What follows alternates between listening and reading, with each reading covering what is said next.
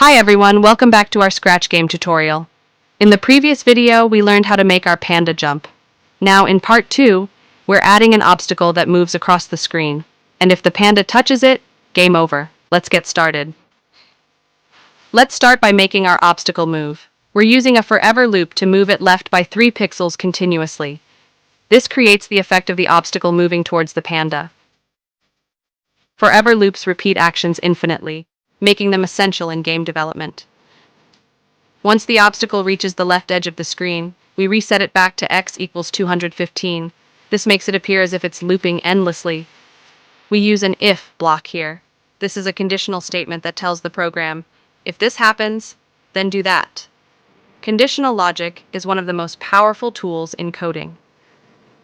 Using the touching edge block, we detect when the obstacle reaches the left edge of the screen and reset its position to x equals 215. Now let's add the game over condition.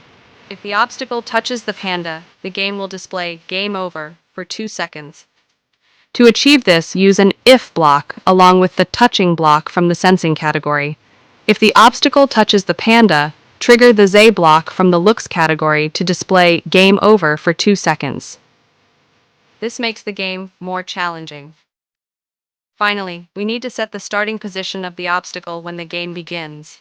By using set x to 215, set y to negative 112, we ensure that the obstacle always starts from the same spot. Now let's test it out. The obstacle moves across the screen, resets when it reaches the edge, and if the panda touches it, game over. And that's it. We now have a moving obstacle in our game, but we're not stopping here. In the next part, we'll add exciting new features like scoring and power-ups to make the game even more fun. So don't forget to like, subscribe, and hit the bell icon for updates. Happy coding!